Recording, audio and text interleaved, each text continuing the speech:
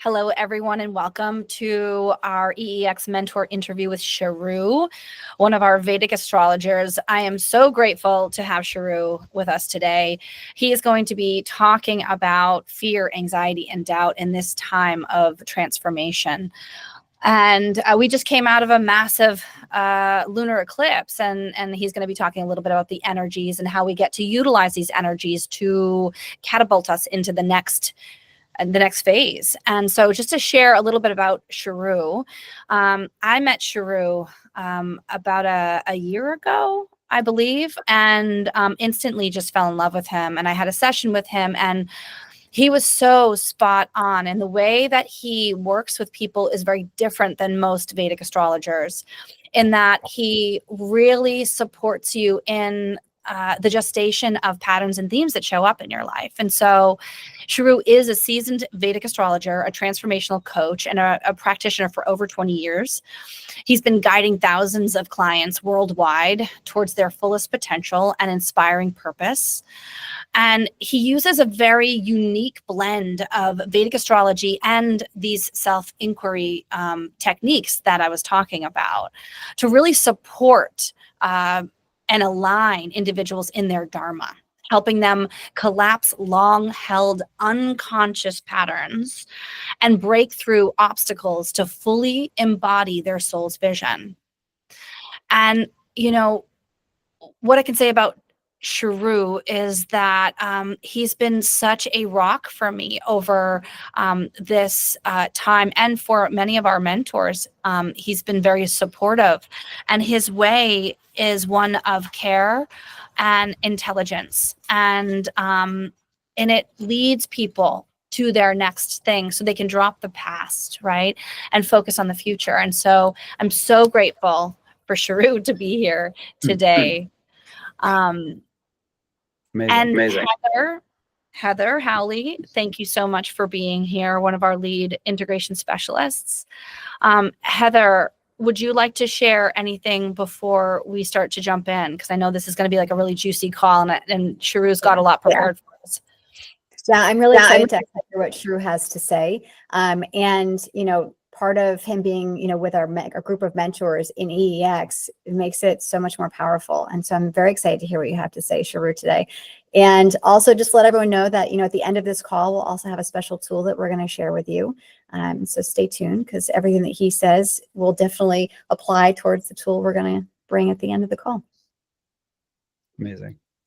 Yeah. You want to take us away, Sharu? Yeah. So what the themes that are going on right now, this fear, uncertainty, and doubt, this comes from my teacher, is famous in the Vedic astrology community for getting the exact birth time of America. And so for the last 30 years, he's been doing these world prediction seminars where he has the charts of all the countries of the world and gives his predictions. And so in 2016, he actually predicted the pandemic, right? And he's been talking about 2020 for over a decade as like this loss of Dharma period. And so we're looking at these major cycles. And so with Vedic astrology, we have the timing of when planets give their karma in a person's life, or in the chart of a country, or any kind of thing that takes birth in this time-space reality. It's pretty profound. And so I could show you a presentation or just a few charts so you can kind of ground the information. Let me share with you this right here. Okay, let me know if you could see it. Yep. Okay, great. It's on. Okay, you can see the whole screen? Yep. Okay, great. So this is the chart of America, which we'll get into next. But what I wanted to show you is the timing of cycles. And so this is called the Vimshottari Dasha system. And it's profound. In people's birth charts, they're like, oh, mommy left me at 7. And sure enough, there's a big planetary shift that shows that mommy left at 7. So it's just profound. Thousands of readings I see over and over again. These cycles give the exact results and stories of people's lives. And so here's the cycles of America started, right, 1776. And we started in the cycle of the North Node. And so the North Node, and just to let you know what that is, in Vedic astrology, it is known as Rahu, where it's the archetype of this head without a body. And then there's also Ketu, the South Node, which is the opposite, right, the body without the head. And so the Rahu is this hungry ghost. It's ultimately never being fed. It doesn't have a stomach, so it always wants more and more, right? And so it creates this doubting, like, I don't have it yet. Like, it's actually eclipsing the sun, eclipsing the light. And so in the positive aspect of that, it's like innovation, right? We keep striving for more for that mystery. And it also is therefore like revolution, right? Where we want to usurp the status quo. And so the story goes with the Rahu in the mythology, to let you know how this is operating. He wanted the nectar of immortality so bad, but it was only being given out to the gods, and he was a demon. So he disguised himself as a god and got in line and got one drop of the nectar, and then the sun and the moon were in between him and told on him, and then he ran away, and long story short, he got his head cut off, but he got one drop of nectar. And so now he's forever getting back at the sun and the moon every 6 months with the eclipses. And so, but the Rahu is that wanting what it wants no matter what, even if it means I know I'm going to get my head cut off, so to speak.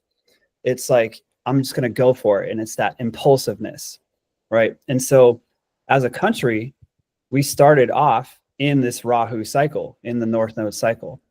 And let me see if we check in. Is this making sense to everybody so far? 100%. Great. Cool. And so to look at, we started the country off in revolution, of course, going against the status quo, moving away from the courts of the already established gods, and created our own country, and our own system and our own rules, kind of this outcast energy. And so if you look here, 2015, right before Trump was elected, we started the next North Node cycle. And so this is the current cycle that we're in. It goes till 2033. And so you can chunk these down and get even more detailed cycles here of like sub-cycles that play a major role as well. And so 2015, there you go, it started just this beginning of wanting to reject the status quo, right? This revolutionary of getting rid of the court of the gods. It all kind of sounds familiar with the the languaging that's happening in politics right now. But if we look, the next year in March 2026, we're going to go through the North Node and the sub-cycle of the South Node. And so what I'm seeing is, we look at the chart of America here, and we have the North Node down here in the 8th house. If you look over there to the left, you'll see the number 8 there. This is the North Indian chart style. And the 8th is about, change, transformation, metamorphosis. It's this Scorpio archetype. And I could say more about that. But just to show you that the sub-cycle of the South Node is in the 2, the 2nd house, which is about money and finances. So what I'm seeing is, with this upcoming cycle here next year, from March 2026 to April 2027, is this big reset in the financial system, in our values ultimately. And I really like to describe this as, Rahu is the head, the North Node, Ketu is the tail, the South Node. And so what I'm seeing is this mythology here of the turning of the ocean of milk, where on one side we have the head, right? The gods, and the other side, the demons, the tail. And, it's very polarized. It's like one's Republican or Democrat, right? There's these two sides of the same coin, and they have to get together in order to get the nectar of immortality, right? And so they do that. They start churning the ocean of milk, but the first thing that comes out is this great poison, right? And so that's what I think will be happening this next year, is this great kind of poison comes out, but ultimately, once it's absolved, right? Once it's liberated, then comes the nectar of immortality. Then comes the Lakshmi, the goddess of wealth. And so that's really what I'm seeing here with these cycles. And so we're in this Rahu phase from 2015 all the way to 2033. So it's this period of not being able to see the light as a country. This like fear of, are we okay? Everything's being eclipsed, and there's this shadow. Everything is shadow right now. But ultimately what it brings is innovation, and the North Node is all about, therefore, technology. So we're seeing also a rise of AI and technology to kind of match the growth of this like exponential curve of that fear and uncertainty and doubt. And so the good news is 2033 is what I'm seeing is this kind of the singularity point of consciousness, not the like robots take over thing singularity, but this point where we finally kind of like come to this place. And the 18 years of shadow was this necessary poison to come out, to bring out the duality, to be able to come to that more forebrain Jupiter cycle. And Jupiter in Sanskrit means guru. So it's that higher minded, higher executive functioning of the brain and higher education, all these things. So to see this, and even like knowing my teacher predicted the pandemic and seeing that, I was able to be centered and objective. I'm gonna stop sharing the screen. In the midst of all that was happening. And I could see that, okay, my teacher was talking about 2020 for 10 years. This is just a cycle. This is just a phase. We're going to come out of it. And I could see when about we would come out of this pandemic. So everybody around was freaking out, but I was able to see the bigger picture and see these cycles, and to know that it was all going to be okay. Right. And so that's really the value of Vedic astrology with one's own personal chart, is you could be in one of these cycles and see like, oh, in like 1 year or however many years, there's going to be this point or this light at the end of the tunnel. And so it allows us to get the gift of the current moment, right? Instead of freaking out and going deeper into this downward spiral, we're able to see like, oh, how is this helping me? Right? What is this getting me to do? Right? And we want it to push us out of this duality and into our center. And so, yeah, I'm curious, Amy, what you think about all that. And Heather. Yeah. Well, I mean, I have so much to say. And, one of the things I want to share with everyone who's listening is that the reason that Vedic astrology is such a brilliant technology that matches with EEX is because of its illumination process, right? And its scientific process. And, Jyotish is the science of the soul, right? So it brings out all the deepest aspects. There's so much that not even in this lifetime that you get to understand, as he's talking about the North Node, your destiny line, your North Star, and the South Node, all the karmas that you bring into this lifetime that you're working with, right? And then you match that with what he's talking about around the United States and about this time period. It makes so much sense, and it gives us a opportunity to feel more grounded and centered in the ways that we're feeling. And, and just to share, I was sharing earlier before we were recording that with this eclipse energy, and we can talk a little bit maybe about the eclipse and this time period now, if you'd be into that. Mm-hmm. But, I mean, a number of people were saying how they were just feeling super unsteady and all these other things. And for myself, this eclipse was massive for me. And so much so that it felt like a reset. And everything that was very important for me yesterday, I mean, I had a number of very important opportunities, and none of it mattered because the eclipse decided to take me out. Literally, you Mhm. know, and I've never had a blackout before, but that's something that happened. I just literally got hosed, and it was like, nope, you're staying horizontal all day. And you know, and I'm sure if we were to look in my chart, we'd find something that would say like this was the ultimate reset for me, you know, Yeah. because I feel okay today, right? Mhm. And so like this is the technology, this is how we get to use Vedic astrology. So I'm going to put in the chat the link to work with Sharu if you feel called, because his methodology and his modality, and you know, this is ancient wisdom and technology that's also backed by science, and cycles repeat themselves, and we get to learn about cycles so we don't continue to relive them the same way. We grow through them, right? And that's why this modality is so potent and important for us right now. Mhm. So to speak to that, we want to talk a little bit about the eclipse. Yeah, sure. So it's just when in nature, when literally the shadows become visible. Yeah. Right. And so we're able to see all parts of ourselves. We're able to see the shadow that our conscious mind casts, and it reveals the unconscious things that we can't see. And so it's really disorienting, right? Because all of a sudden you're, and especially this big one, it was one of the biggest lunar eclipses since like 2.5 years.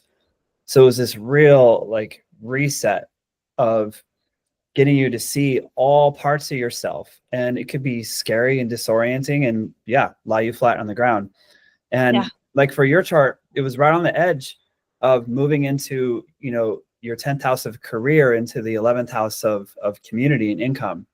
So it was this big for you, like reset of how you offer and project yourself into the world, right? And it's you didn't come to this opportunity at my place to speak because there was like a bigger download happening. There's like a bigger thing happening for you, you know, and it's like resetting everything and how you relate to community and your whole entire worldwide network. So that's a pretty big thing to be resetting.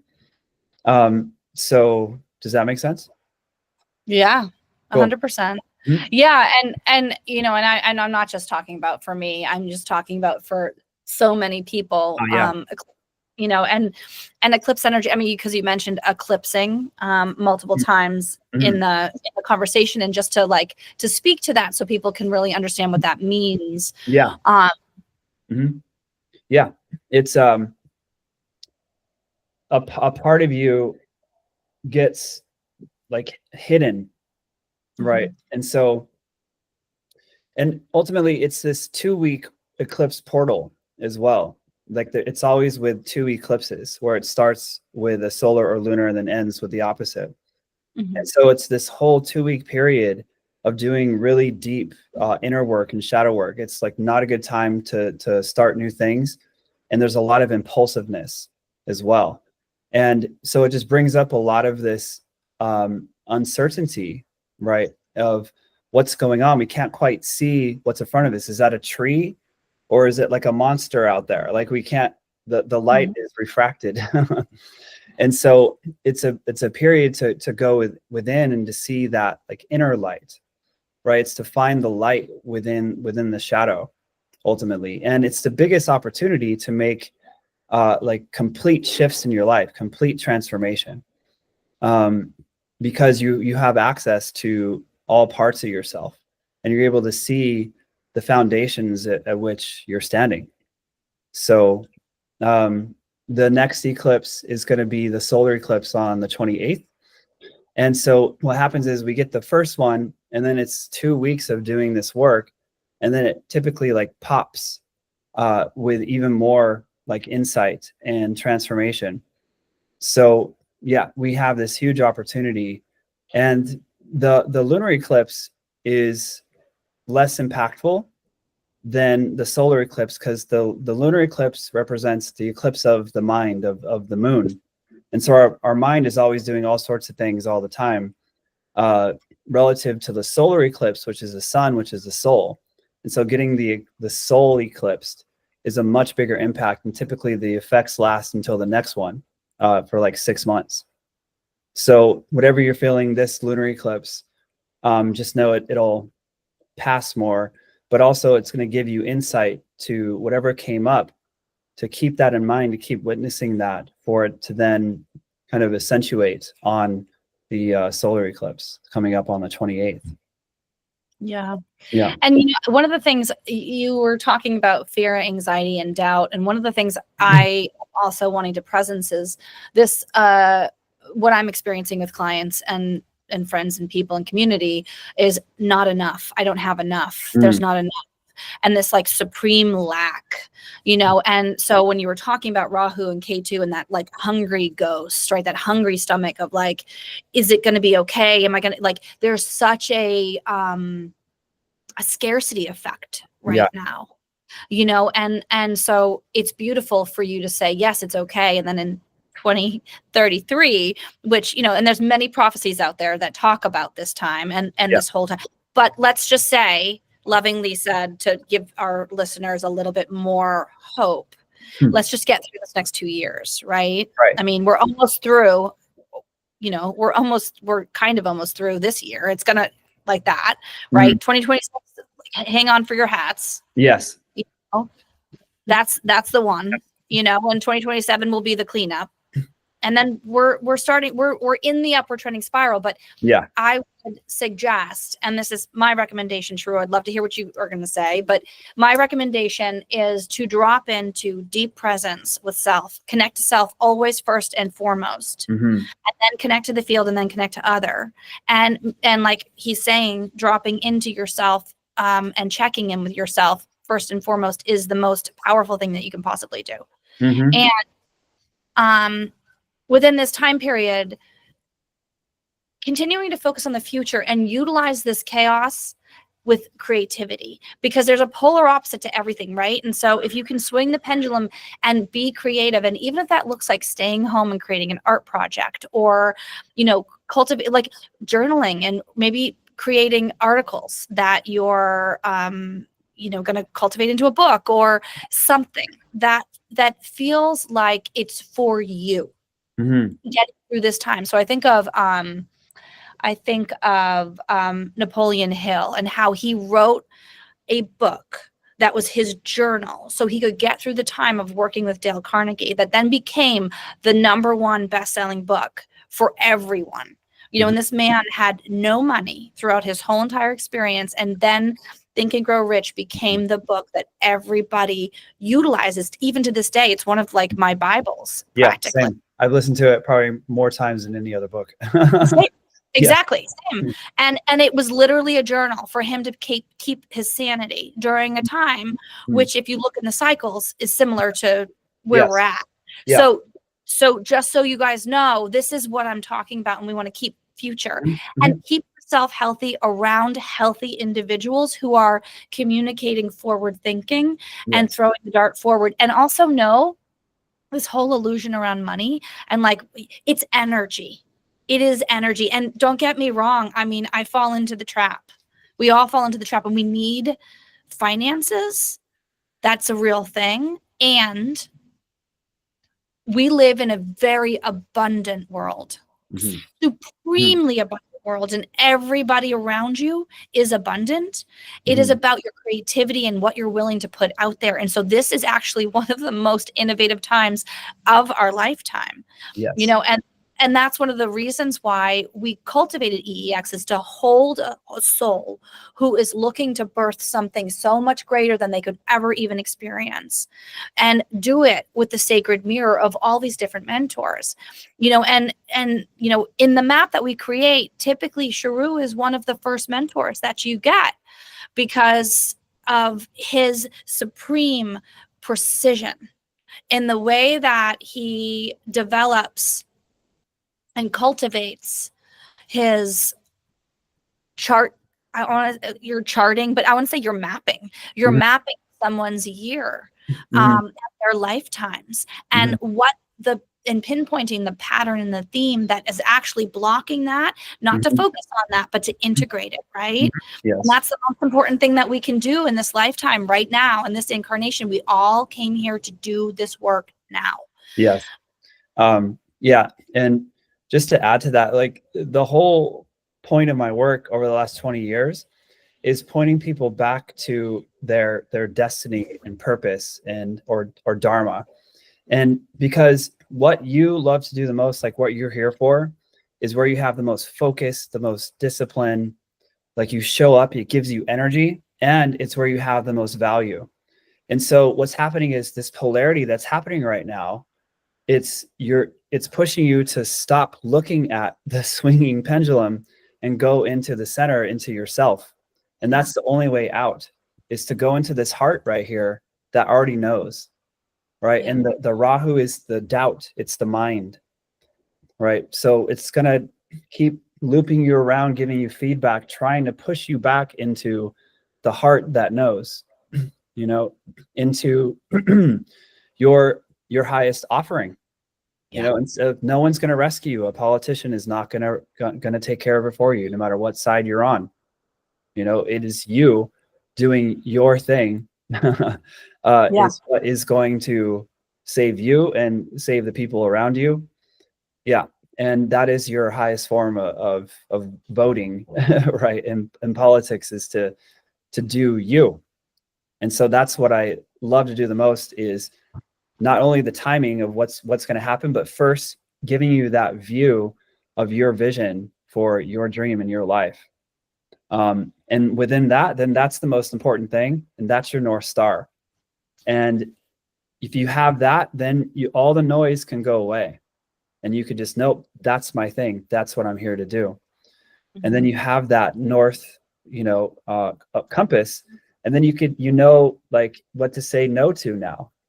You can have boundaries. You can be like, oh, that's not going to serve this highest thing. I'm going to say no to that relationship. I'm going to say no to this business deal because it does not match the thing that I'm deeply, deeply here for.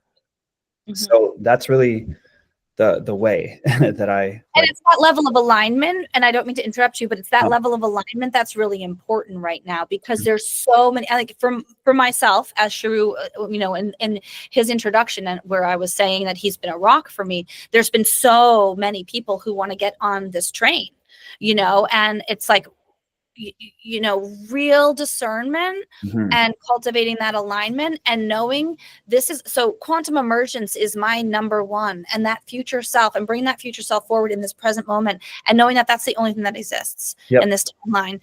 And for, this work, and this work, and speaking this work into existence for all, whoever is willing to say yes to it, this is my Dharma in this world. And so when all of these different bright shiny objects come in, it's very important that alignment, I'm speaking about myself, but for anybody, this is for everyone. This is for Sharu, this is for Heather, this is for everyone. Does this fit?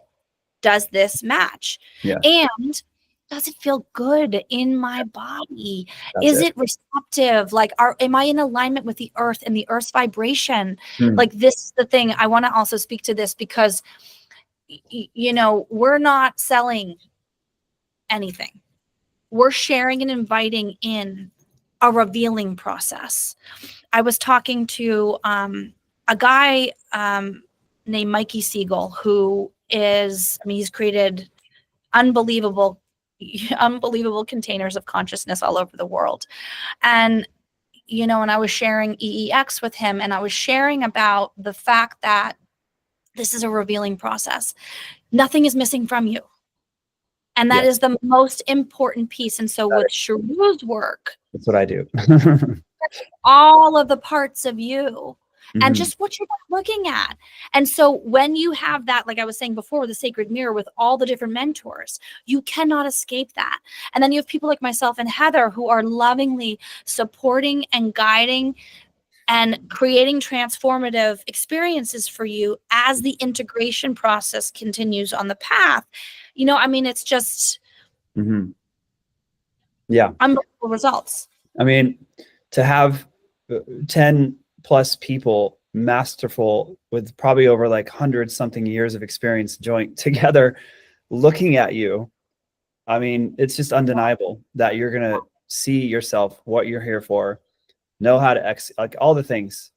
Like, yeah, it's just so powerful. I'm almost tearing up, like how, like what an incredible offering for the world. You know, just so much going on. And really it's that the Rahu is just kind of this doubt and like kind of blocking the heart. Right. And so to open our eyes and to look at trusted people, to get that feedback is really where it's at, to get off of the screens, get in person and get that feedback energy right there with the body. Or even like over here, you can feel it here, just like the eye to eye connection is so potent and necessary right now. Yeah. Heather, did you have a question, or did you have something you wanted to add to that?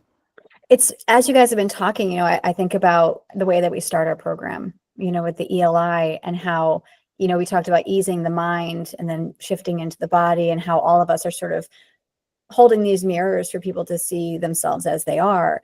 And the ELI that we offer in the beginning, you know, is data-driven information that they provide that literally tells a person about themselves, that then they get to see the results of that through all of the modalities that we work with and all of the mentors within EEX. You get to literally see the progress of where you started to where you're moving to, and to see that actual data, not only with the ELI, but also with some of the mentors that give actual data to say, look, this is where you've been and then how you're growing within it.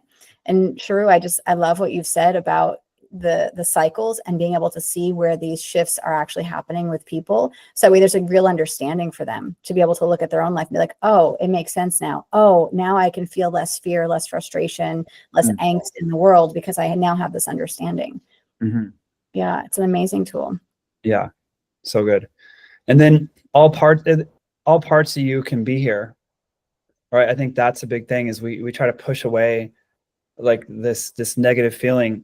And the work that I do and a lot of the mentors do is just being with that and integrating that instead of pushing it away and creating another schism that's pushing away the thing. We just go to that view of the soul, or just like the heart, and to feel. And then from there, the parts get to integrate. We get to see, how is this helping me? How is this benefiting me? This negative feedback that I'm getting, what is it getting me to do? And it's always pushing you back into the heart, right? It's basically, at the end of it, nothing is in the way, it's on the way, right? And when you get that view, you see like, oh, they gave me this gift, and here's the hidden benefits pushed down and repressed in my unconscious. Let's bring that up. And then you can pop to that 0 point, right? Which is love. Right. And to love it. Yes. That's where it's at. Yeah. So good. It is so good. And like, I mean, I can feel your codes through this call, you know, I mean, and it's interesting, you know, I'm a white person, but I am a shaman, right? It's my background, and it's in the wind. So I've been paying attention to the wind play into this call, as there's been certain points that have happened, and there was a lot about, you know, the wind kept blowing in certain aspects of you talking about the United States, and really paying attention to the light that we are. This is a very blessed country. We are a very blessed country. That, and I'm going to say this with all due respect to everybody on this call, you know, we don't even realize how blessed we are, because a lot of us haven't ever left. And once you've really seen true poverty and real hunger and scarcity, it changes your viewpoint completely of what you actually do have, you know?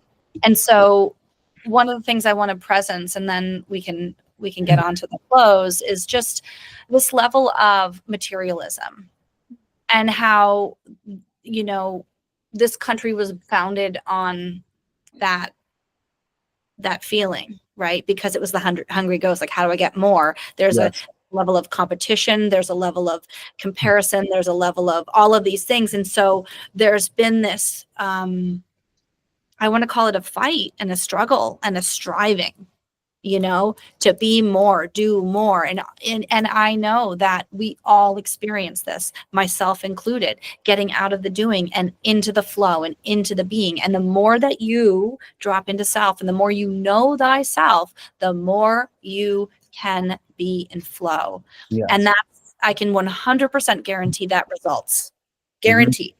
Mm-hmm. Yep. Yep. And I like this definition of Dharma or purpose. It's the rays of the sun is the Dharma of the sun, where you're just in that natural emanation of self, and to drop in, and then the shadows and everything, and use those to feed back in to see the even deeper light. Right. It's so powerful. Yeah. So yeah, you wanted to talk about the ELI for everybody? I don't think you defined it. It stands for what? Energy Leadership Index Assessment. Cool. Yeah. Yeah. Thank you for that. Yeah. Yeah. It's typically the first step working with EEX. And so people will take an assessment, and it gives them the data that they to see sort of where they're showing up now, you know. And so it's all bar graphs and things of that nature to really help ease the mind. You know, we talked about that today, how we want to get back into the heart and back into the body. And part of that is easing the minds. That way it's easier for people to do that and to go to that place. And so starting with the ELI, getting all of that data, we do a debrief with myself or with Amy Elizabeth, and we talk about the different energy levels that exist within a person, knowing that we all have all of the energy levels in us at all times, but then how you're showing up in life. And when you have stress in your life or things that aren't going well, or you're feeling that frustration, fear, et cetera, that we've been talking about on this call, when you're feeling that, jumping back into like, okay, how do you respond in those situations? And where is there opportunity to know yourself better to then be able to grow, which is what EEX does. It brings you back to that map that Amy had talked about, starting with the ELI, and then that map working with all of our mentors, moving you through the process and being in your body, you know, easing the mind through all of this process and really knowing yourself on this timeline, typically a 6 to 12 month process with all of our mentors. I'll put the ELI link in the chat. We have a special going on right now. I think it's for the next 48 hours. Yes. We'll have the special going, and then the price does increase. There's also in the chat, I put, Sharu, your link to work with you directly as well.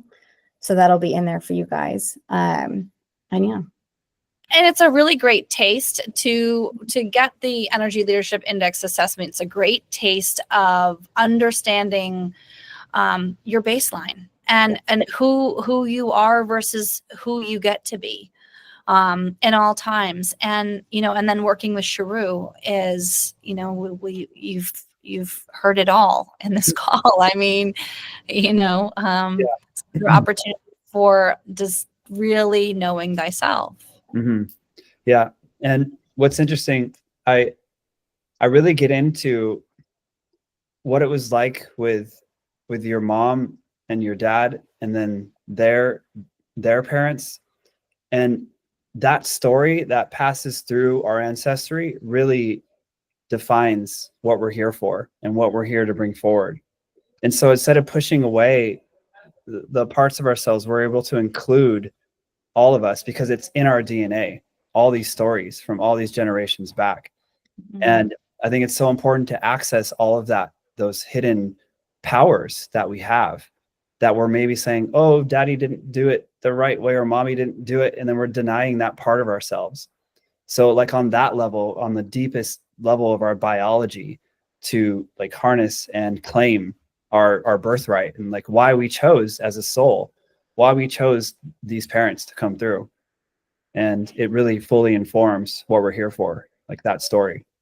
So I just wanted to add that because it's just so profound. Like, I don't talk about past lives. I talk about what was happening in your parents' and grandparents' lives. And that just has so much more say in like what you're here for. And so, yeah, we'll get that assessment. And when you work with me, to just really feel this unshakable earth body and as a vessel to do this mission. Mm-hmm. Yeah. Amazing. Cool. Thank you so much, Sharu. And thank you so much, Heather, for being here. Again, the links are in the chat. They'll also be emailed to everyone who is watching this and everyone else who has signed up. We're super grateful for your time, your participation. And I look forward to seeing you at Energy Evolution Experience. Have a beautiful Saturday. Yeah. Thanks. Were we going to do any questions or? Oh, we can do questions. Yeah, let's do questions. With anybody? Yeah. I do have a question.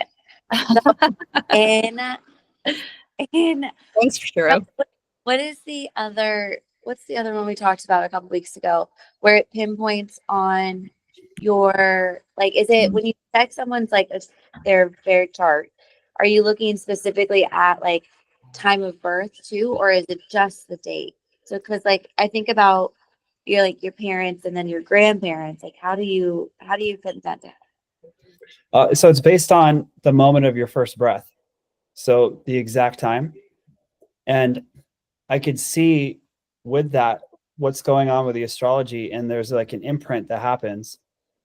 And so, but then even to ask about the stories of your parents, and then to go to the chart and be like, look, here it is all written, what you just said. And that's what's profound. You're like, wait a minute. Okay, how I chose, it just gives this really deep sense of I chose this instead of like, oh, mommy did this and I wish they wouldn't have. You would be like, oh, my soul chose that to have that difficult experience, and what gifts has it given me? Okay, beautiful. I was so curious. I was like, how do you do that? So I didn't realize it's like written already in your chart. That's like, that's what's profound. So I like to get that story first and be like, oh, look at this. It's already there. You chose this, and it just gives so much more empowerment. Michelle, Vedic astrology is one of those, whether the practitioner practices this or not, like you can find out so much about your celestial body because it is the science of the soul. So it's multiple lifetimes that you can see in this chart. That's what's amazing about this technology. It is literally the science of the stars in that, like Sharu just said, the moment you took your first breath. Mm-hmm. Yeah, the word for it in Sanskrit or India is Jyotish. Jyot means light, and Ish means personal Lord or personal divine. So it's a little snapshot of the light with the planets like obscuring that light, giving you your values and what you love the most and don't love the most, right? But we have it all within us. And so it's just a little snapshot of your personal Lord or the highest thing for you or your purpose. Like, what do you love? What's your highest jyots, your highest light? So it defines that and just maps it out perfectly. And the timing of which it happens. Like that part, it's like a really ethical delivery to be able to give that to people without, taking away their free will or whatever, or disempowering them. And I find a lot of Vedic astrologers do that. They have this thing where they want to be right. So they tell people like, oh, you're cursed and this is what's happening to you. It's like, how are you helping people? And so just to, say how great I am. I'm just kidding. No, but I don't like to do that. I like to just really deliver this future information in the most ethical, caring way for an individual, so that empowers them. And to speak to that, it has been a cultural thing. Yeah. We'll say that there is like, oh, this is where it could, because in India, every child that's born gets a Vedic reading as soon as they're born. And then so this is a Vedic ring, right? This is for enhancing the moon, right? Mm-hmm. This is my sun ring, and they're on specific fingers. They touch my skin. I have them made. This is like a specific cell nucleated pearl that will enhance the moon for me because I've had depleted moon energy, which would be mother, grandmother, right? Because I was born under Ketu. Mm-hmm. Right. And so like, these are the kinds of things that like, when you get really deep into this kind of technology, and I want to say this technology, what one of my mentors told me, that it takes 3 lifetimes to become a Vedic astrologer and be a really good one. It is like that. It is like, it's not an easy technology to like just learn. Yeah. Yeah. I think I've had like hundreds of lifetimes of this after my recent experience. Yeah. But to do it in a way that, yeah, like I said, is empowering and not future casting for people. And it does give you that power. You can see like, oh, you're going to have these many kids. You're going to have this relationship. Yeah. I don't answer that question. I will not. Yeah. I could, but I will not. Yeah. And to speak to that, you know, I've had many Vedic astrologers in my life, many. And there was this one astrophysicist who was an astrophysicist and turned Vedic astrologer. And she did mine and my ex-husband. It was interesting because her viewpoint of my chart was like, basically I go through Rahu and it's like, and remember I told you, Sharu, I was like, she was like, you are screwed, you know, basically. And Sharu's like, no, like not even close. Like this is the uprising. And every other Vedic astrologer told me that too. So it's just, it's the viewpoint of where they're coming from based on, you know, whatever their stuff. They wanted to have this ego thing that you brought up for them, and they wanted to like push you down. Like, come on. Yeah. Anyways. Well, and it was based in the relationship though, right? That's so true. there's right. all that. Yeah. There's that whole thing. And I mean, she really scared me for a while. Like I was like, I don't know if I should leave this marriage because I might lose my legs, you know, or whatever she said. Right. Something like, it was just, you know, but it was really at a vulnerable point in my life where, you know, when somebody says something like that to you and you're like looking for support, you know, these are all opportunities for growth, right? Yes, that's how to look at it. Yes. There's everything is good and bad. Everything is good and bad. Yeah. Right. And Rahu, as Sharu said, is, you know, it's the North Node. It's the destiny line. You know, it is not bad. Mm-hmm. It's the necessary, like if it was all one and there was no shadow, we couldn't see anything. Right. It's the necessary, something's missing that creates novelty, that makes this game fun. Right. And it gets us to reach for more and never get bored. Right. There's always more question. The nodes, the eclipses are the questions, like the mystery, right? The eclipsing energy. So, yeah. Why we're here. Yeah. Like the whole point of why we're here. So why wouldn't we dig in deeper? Yeah. You know, I mean, really, truly, like the only business that any of us have is diving into ourselves. Mm-hmm. That's really, I mean, you know, that's really it. Yeah. It's that simple. And the more that we dive into ourselves, the higher our vibration goes, the more that we have synchronicities, the more that all of a sudden destiny just starts showing up in our lap. And then it's like, whoa, you know, and that becomes the abundant future for us. I mean, it's really that simple. Yeah. We just get really complicated with all of our stuff. Yeah. Yep.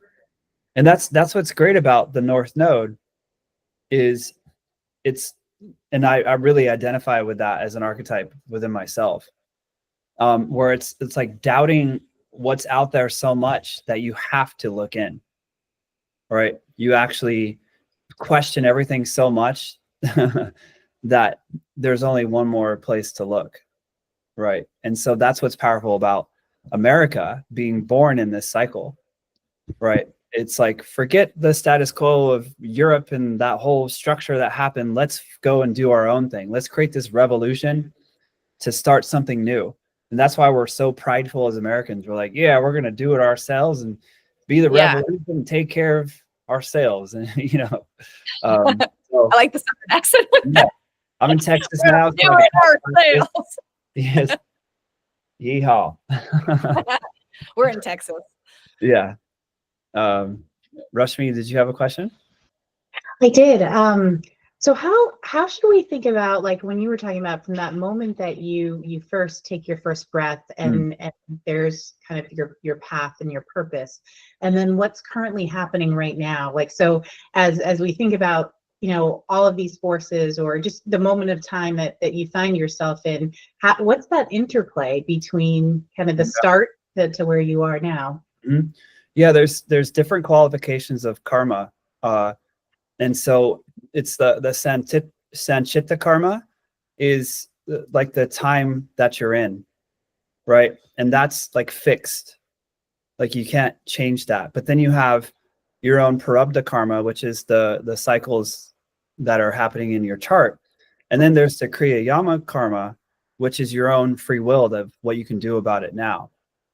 And so to use like, okay, I'm in this Sanchita karma, this fixed karma, and how is that my soul perfectly chose that in order to do this mission? And so how is that like a feedback, right, into informing what you're here for, what your Dharma is? Like your soul chose this particular fixed karmic point to be able to do a certain thing, to have a certain experience. And so to look at like, why did I choose this experience? Why did I choose this time period? Does that make sense? Great. It does. Yeah. Thank you. That's really cool. Thank you. Mm-hmm. Do you have any other questions, Rashmi? I think I'm just curious to know more about that, like just in my own path. Yeah. So, how do those things show up? And I think it's interesting how you keep using like, it's what we're choosing. That really resonates. Yeah. Yeah. And it takes it out of this is happening to me to this is happening for me. And that is so much more of an empowering place to be. And then, and then you can take whatever perceived difficulty and see the other side. Well, how is this helping me? What is this getting me to do? And if you know your North Star, then it just is like, oh, well, that's feedback to get me in alignment to this. And this is feedback to get me alignment into this. So yeah, that's that. Yeah. What I love about this astrology and this type of astrology versus Western astrology too, because I think that would be a question for a lot of people of like, what's the difference? And what I love about this is that it truly is this, not to say that Western astrology isn't science. Yeah, it is. It is. This is just super precise. This is like the laser.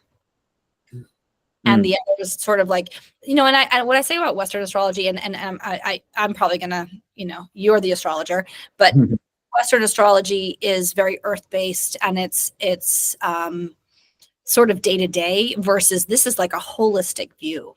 This is the whole thing. This is the whole picture. Mm-hmm. Yeah, and it's hard to say one is better than the other. Yeah, it's really like the person doing the technique.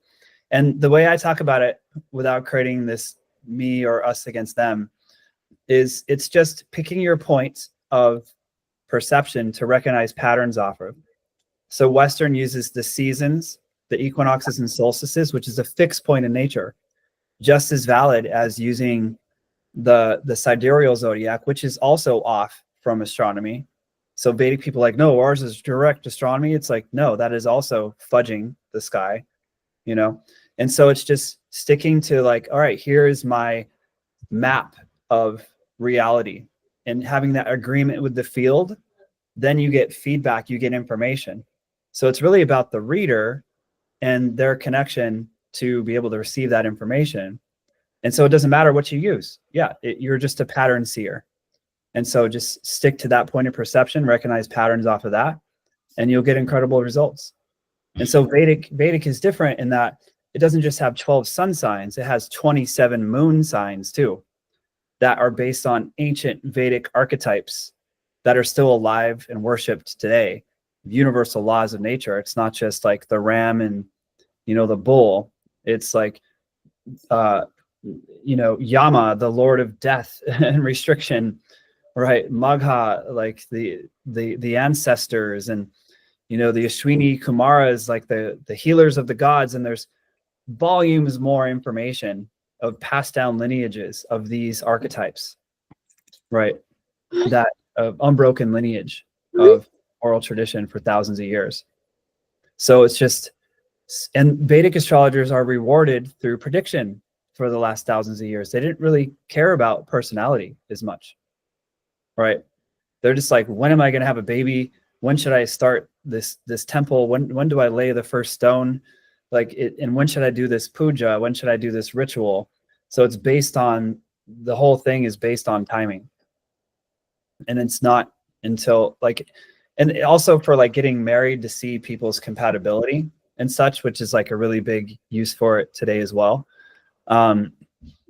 So, but yeah, it's really precise with the order and structure of the cosmos and when things are going to happen, which is pretty profound. Yeah. And it's getting divine help and support from the cosmos. Mm-hmm. You know, like when to birth a business, when to launch a business, when to start doing social media. Like, I mean, all of these things are in the chart. They're all there. Yeah. And like what social media is the best for you. Like, I mean, all of this is there. Yeah. Yep. Fun. Yeah. Did you All have right, a question? guys. You good? Oh, yeah. I just wanted to say thank you for giving the knowledge, the everything that goes into it. Like, I mean, it's another thing I was unaware of and very insightful, honestly. Thank you so much. I really do appreciate it. Thank you. Yeah. Thanks for joining us from Hawaii. Aloha. Yes. Shaka shaka. Hmm. We love it. Cool. All right, everyone. Well, thank you so much once again. And Heather, do you wanna end us out? I'm actually jumping on another call, so if you could, that'd be great. Yep, that's fine. Love you. Yeah. Yeah. Yeah. Yeah, I'm just looking for it. I just got it off. You know what? Thank you so much for being here. Thank you, Sharu. I'm really grateful. Guys, if you have any more questions, feel free to email csm@energyevolutionx.com for any other info about the program, about the experience, about our mentors. Please visit the website, energyevolutionx.com. To work with Sharu, there's a link here. We will email you a link to also the ELI will be on sale for the next 2 days. If you're interested in taking that, if you're interested in diving deeper, the two together are a great match. And yeah, and we'll see you on the next mentor call. So thank you. And thank you for being here. Okay.